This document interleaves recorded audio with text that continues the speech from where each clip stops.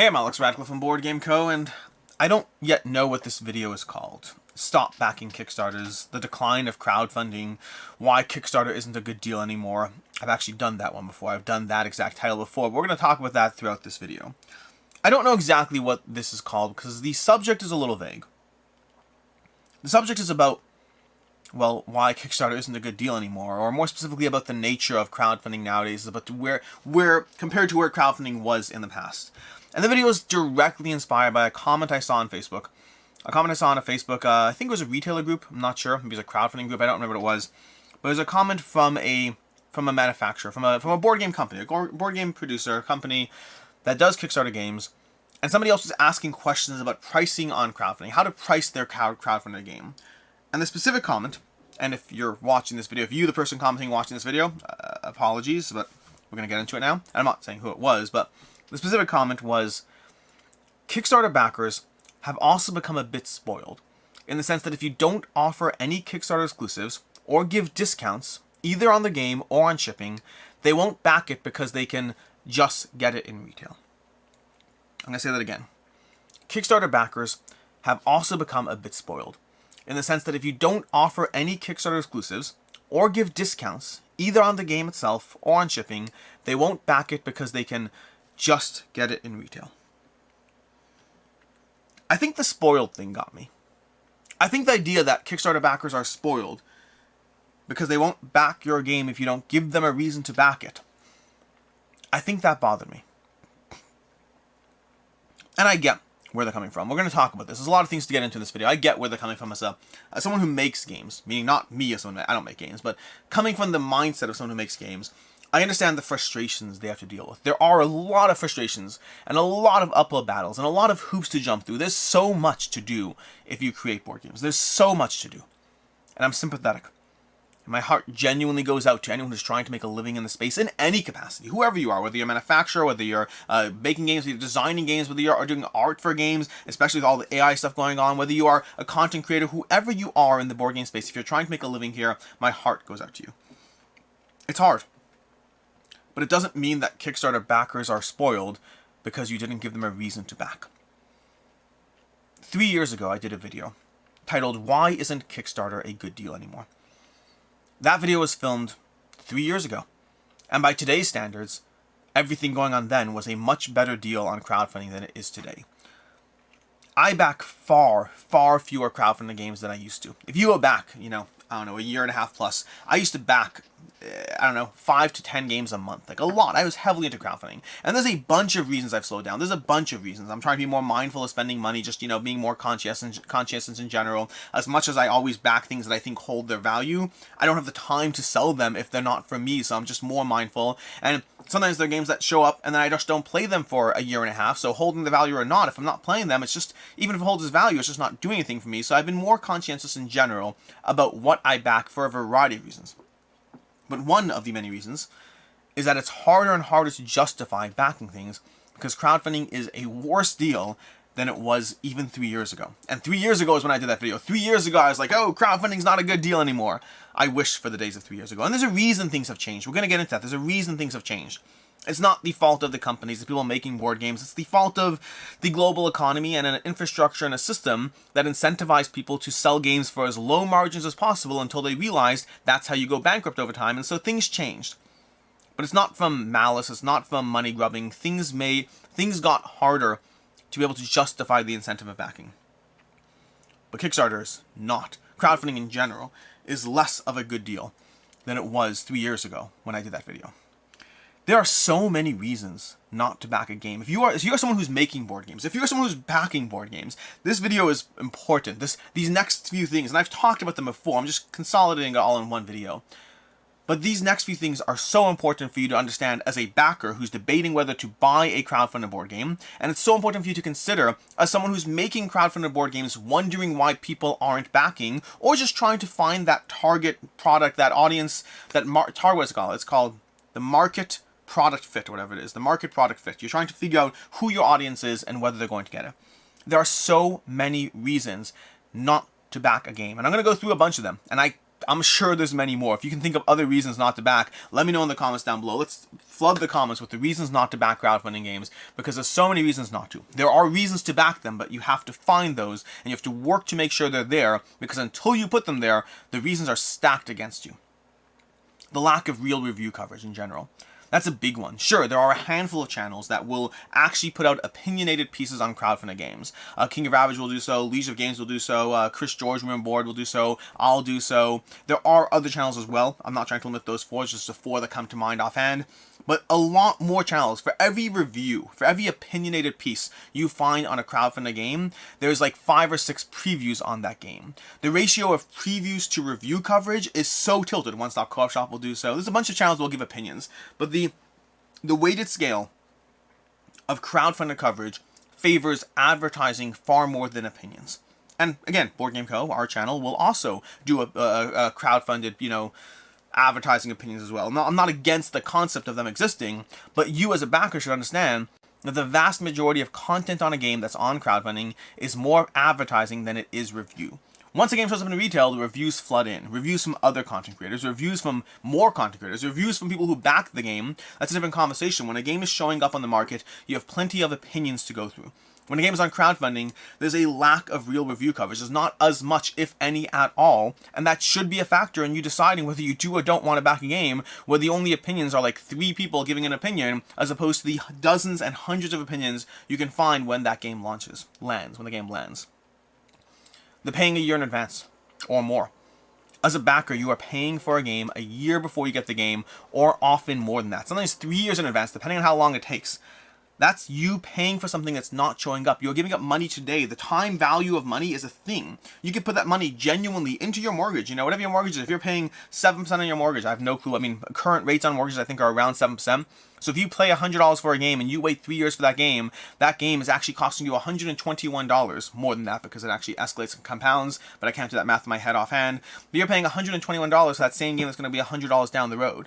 The time value of money is a real concept, even down to a single year. Whatever your mortgages, your interest payments, whatever you have that you're dealing with, there's a real time value of money. And you're paying a year in advance for a game. Why should you do so? If the game's going to cost $100 today, or if the game's going to cost $100 a year from now, $100 today is just more expensive. And not just an issue of cost, there's an issue of not understanding your needs a year from now. What's your game group like a year from now? What's your interest in games like a year from now? That specific worker placement, drafting game that looks so cool, how many others have shown up in retail a year from now? I remember I was so excited for Endless Winter. I think Endless Winter is fantastic. I still think Endless Winter is fantastic. But then Lost Ruins of Arnak and Dune Imperium showed up before I ever got to Endless Winter. And that totally changed my excitement, as the game that was so good was now competing with 3 games that were so good. And so I still love Endless Winter, but it went from being like this very cool, very different concept to something that mixed into a bunch of other games that were in my collection. You don't understand whether you're playing games. You don't understand what your game group's like. You don't understand who you're playing games with. There's so many things you don't understand a year from now. Backing something that won't show up for a year or 3 years is, again, another risk, not just on the time value of money, but just not understanding your own needs. So why back on crowdfunding? The cost is often more expensive. I talked about if it's $100 a year from now or $100 today, and the $100 today is really more expensive, but sometimes it's more than that. Sometimes it's like, oh, by the way, this game's going to be $90 on crowdfunding, down from $100 MSRP. By the way, you're also going to pay $15 shipping, so you're really paying $105 on a $100 MSRP. If you wait to get your hands on that at Miniature Market or online game store, whatever it is, you'll pay $75 for that thing. And so the cost, even though they give you discounts on the MSRP, by the time you factor in shipping, and by the time you factor in the fact that the discount is not that much, and by the time you factor in the time value of money, you are very frequently paying more for the game on crowdfunding than you will down the road. Why? Why are you doing it? The lack of real review coverage, not understanding your own needs, paying a year in advance, paying more for that game, and we're still not done. The games often aren't a final product. There are multiple games, Trudvang Legends, Divinity Original Sin. There's many other games I can think of that what you backed on crowdfunding changed and evolved by the time you got it. Which is not necessarily a problem. Maybe it's good, maybe it's for the better. Games are in development, but sometimes you are buying into an idea and the final product, if it ever shows up, may not be the same. Which brings us to the last thing, which is if it ever shows up, the risk factor. There's a risk to backing crowdfunding games. It's not high, mind you, but 3%, 4%, 5% is still higher than just waiting to show up at the game, waiting till that game shows up at retail and buying it then. There are companies who have gone under. There are companies who are still struggling. There are games you are waiting, uncertain of when to see them. And again, I think the risk threshold is low. I do. but it's still a threshold. When you buy a game from your online retailer today, you get it 99.9% of the time. When you buy a game on crowdfunding, you get it 96% of the time, 97% of the time. Sometimes you have to pay an extra $20 for the shipping crisis or whatever's going on. There are risks and failures and increased costs associated with backing a game on crowdfunding because you're supporting an idea, you're supporting a project, you're bringing it back to life. You're not owed anything. It's simply an investment into the company and the creation of the game. These are all reasons not to back a game on crowdfunding. These are all reasons why you, why everyone should stay away from crowdfunding. Now, there are reasons to back. There's two that come baked into every single crowdfunding campaign that exists. And the others you as the creator have to work to put there. You have to work to put them there. And if you don't, backers aren't spoiled. Backers are making a reasonable, intelligent decision. The amount of creators I see who are surprised their campaign isn't crossing $50,000. They're confused why they're having a hard time finding an audience who's backing their game. Look at it from the stance of a backer. Look at it from the stance of somebody who is trying to evaluate where their gaming dollar goes, who's trying to decide whether this is the next crowdfunding campaign that they get a increased $25 shipping charge, or the next one that they're not sure if it shows up at all, or the next game that shows up and, you know what, it's honestly a pretty crappy game when all said and done. It looked all shit, pretty and shiny on the crowdfunding page, but those miniatures don't do enough for the game on its own. The two reasons that come baked into every single campaign, they're just baked in. They are present no matter who you are, no matter what you're doing. There are always two reasons to back every crowdfunding campaign. The first is FOMO, the fear of missing out. The what ifs. What if this game doesn't show up at retail? What if I can't get my hands on it?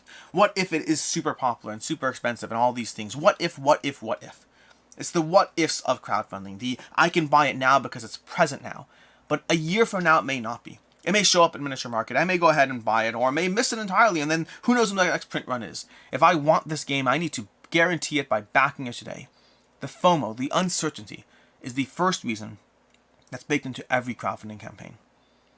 And the second reason, a better reason, is supporting the creator. Support the creator. Bring the project to life. They may not be able to make the game without your support. Now, a few things there, by the way.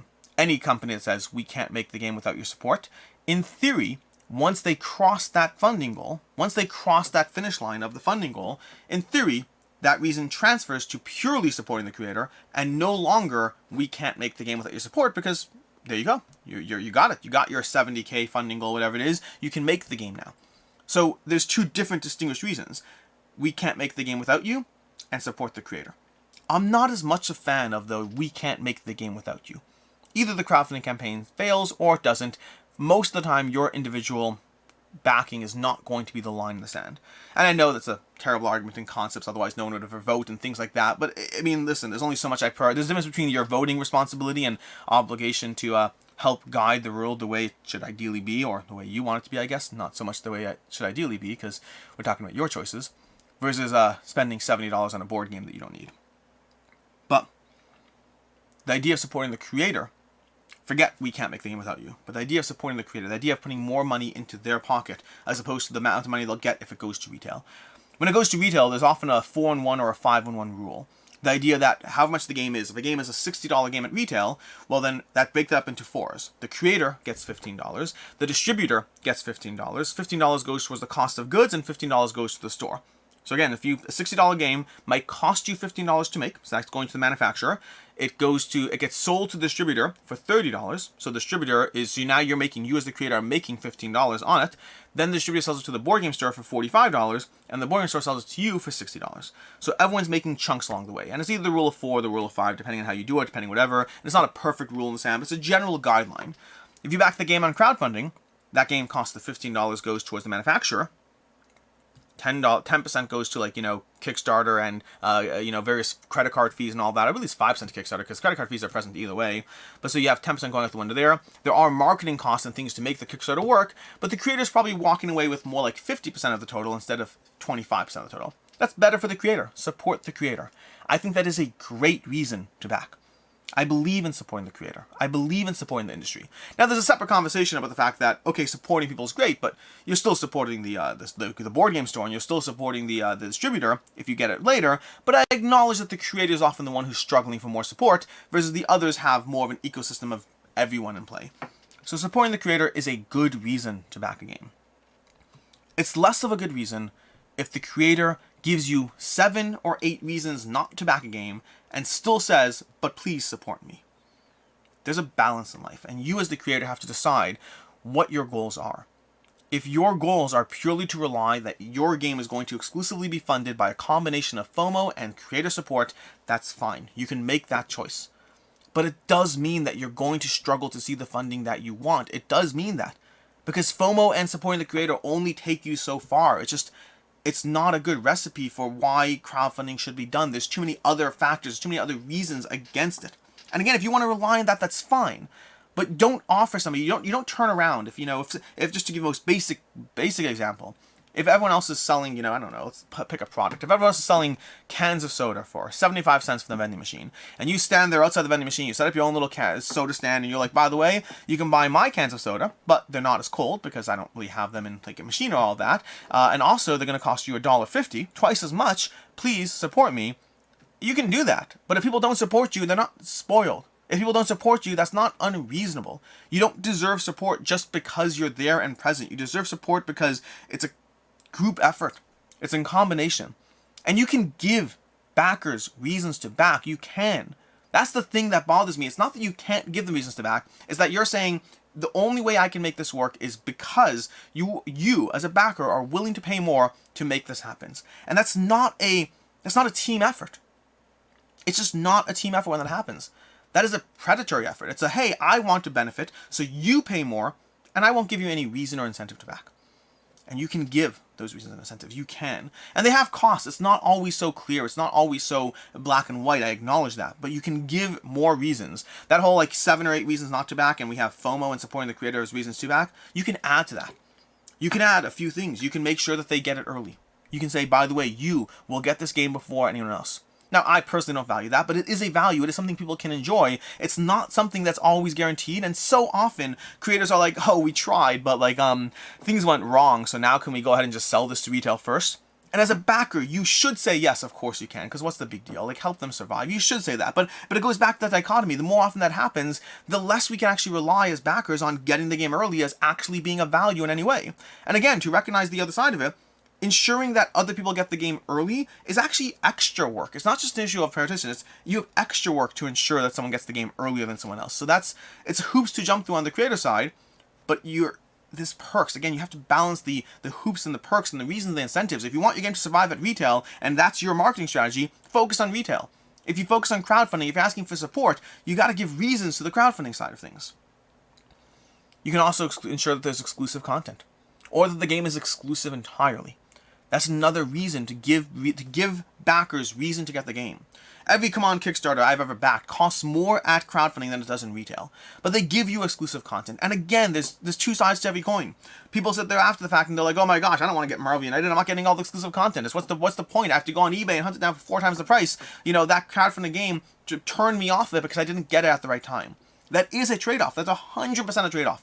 There are trade-offs to giving exclusives. There are trade-offs to in any way gatekeeping anything, whether it's gameplay, whether it's just premium coins, whatever it is, gameplay or not. If you gatekeep any exclusive content, you are inherently prioritizing the backers and hurting a little bit retail.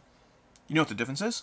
You're currently on crowdfunding. You're currently asking for support. You're currently frustrated at this group of people who aren't backing your game, but you haven't given them a reason to back. Now, if you're fine, there are many companies. Garfield Games is a great example of a company that they do a good job of just saying, hey, forget it. Either back the game or don't. We're on crowdfunding, and if you don't back it, that's awesome. If you want to buy it retail, that's totally awesome. They don't treat themselves like the victim. They offer a product, people buy it, they have a track record, they've built up. I've backed our Garfield Games thing, almost like kudos to you for doing this consistently without ever complaining, without ever having an issue with it, with just doing the best you can. There are companies that take that approach. I'm not saying you have to give people a reason to back on crowdfunding. I'm saying if you don't be surprised if they don't. Don't be surprised when they don't. You often have to make a choice as to who you're catering to, as to what you're doing. Because again, if you give exclusive content, you are catering to the crowdfunding backers at the cost of the later retail. If you don't give the exclusive content, you are catering to retail at the cost of the crowdfunding backers. You gotta pick a lane. You have to give. You can't perfectly cater to 2 different target groups at the same time. It's just the way it is. Better pricing is a factor too. And better pricing is so complicated. Like, how do you even deal with that? I mean, shipping is just a sunk cost in crowdfunding.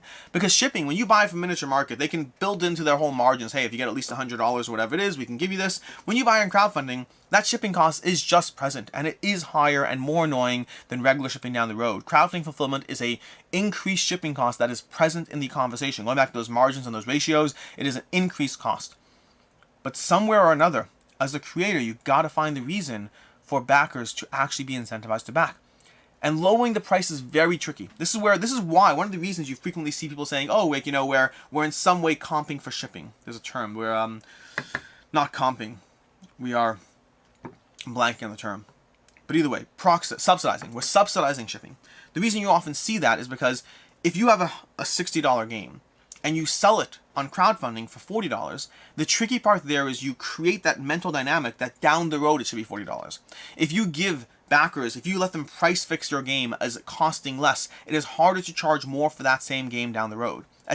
You have to be very mindful and careful with prices. But what you can do is you could call it $60 and then subsidize as much of the shipping as you can justify. That kind of keeps the mental price fixing the game while still giving something back.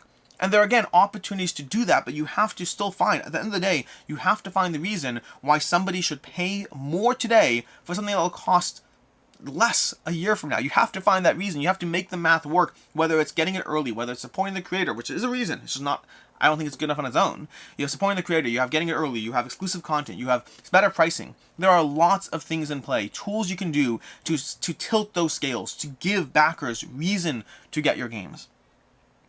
They're present, but you have to make choices. And one of the reasons crowdfunding has gotten worse over the years, one of the reasons it's gotten harder, is because of the fact that the marketplace, the ecosystem changed. It used to be much easier for creators to operate on smaller margins and say, you know what, the math works out. And then COVID hit, and everything went crazy, and freight containers went through the roof as far as the cost of those, landed shipping went up, the cost of materials went up, everything went up. And the problem is, as a creator, you are hedging on something costing a certain amount today, as you don't have to turn around and pay for those things a year from now. Because the creator's facing the same problem, by the way. It's not just you. That idea of the time value of money, of inflation, of all those things. When the creator takes $10,000 from you today, that $10,000 might only buy them $9,500, 6 months from now. And they have to be mindful of those things. They have to be mindful of that. And crowdfunding, or board games in general, operated on thinner margins than it should. And it couldn't sustain what happened. It couldn't sustain increased costs.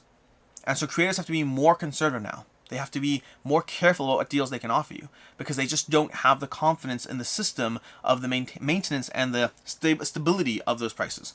And so I understand why they can't offer you the same deals they could in the past. I understand that completely.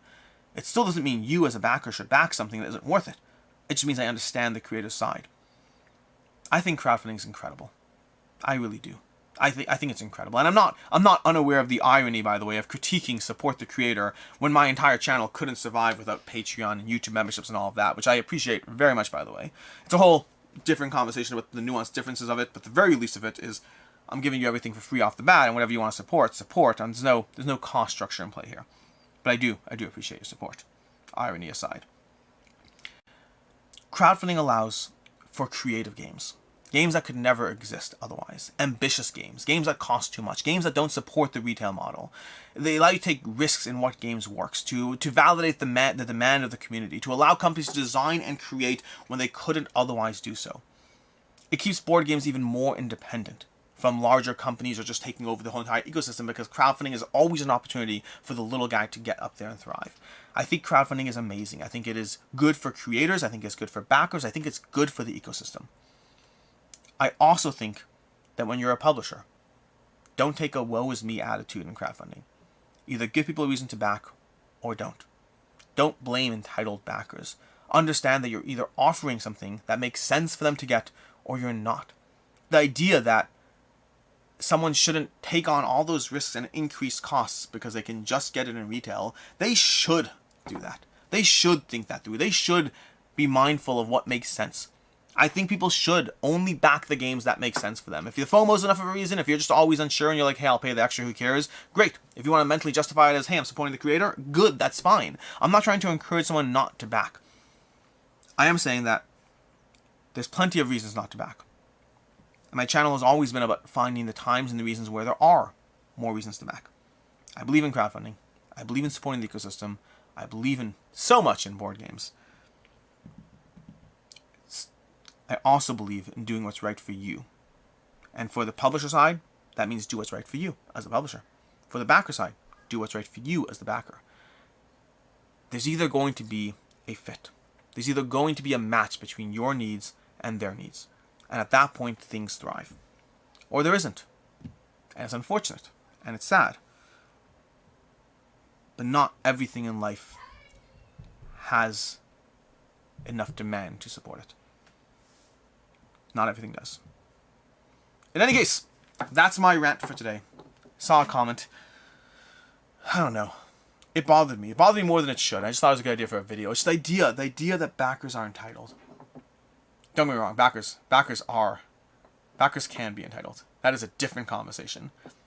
But not in terms of the decision to possibly not get a game because it doesn't make sense to. More so in the way that you might think your $70 buys you the right to demand an entire change in the art direction or the design or the this or that. Let's save that for a different video. Backers can be entitled. But hopefully that's not the conversation. We're gonna move on. In any case, and until next time, I'm Alex Radcliffe from Board Game Co. Hope you enjoyed this video, and as always, I hope you have a good one.